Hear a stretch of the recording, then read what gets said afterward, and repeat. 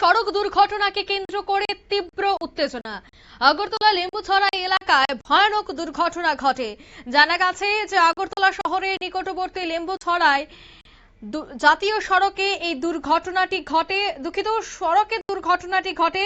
ঘটনাস্থলে বিশাল পুলিশ বাহিনী। পরবর্তী সময়ে দীর্ঘ 2 ঘন্টা পর সড়ক অবরোধ তুলে নেওয়া হয়। সদাগর দেববর্মা নামে এক ব্যক্তিকে ধাক্কা দেওয়া হয়, এমনটাই অভিযোগ। প্রতিবাদে সড়ক অবরোধে ঘটনাস্থলে বিশাল পুলিশ বাহিনী।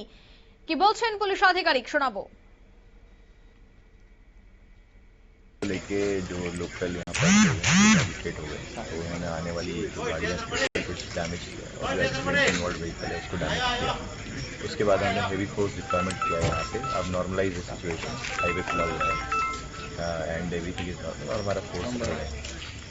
इंसिडेंट में कोई लोग घायल हुआ है क्या? इंसिडेंट में जो है अभी एक्सीडेंट में एक व्यक्ति घायल है, बट बहुत सीरियस नहीं है वो, और जीबी में ट्रीटमेंट ले रहे हैं। व्हीकल्स डैमेज है। ठीक है। अच्छा सर, यहाँ पे घटना क्या हुआ था, अभी सिचुएशन कैसा है?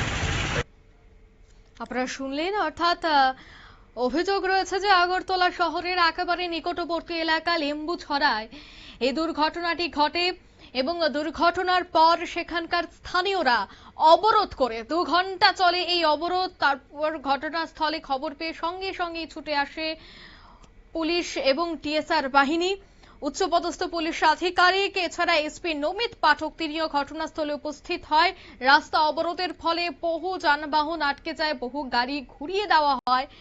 এই ভয়াবহ দুর্ঘটনার ফলে সড়ক অবরোধটি করা হয়েছিল। পরে পুলিশের আশ্বাসে 2 ঘন্টা টানা অবরোধের পর সে অবরোধটি প্রত্যাহার করা হয়।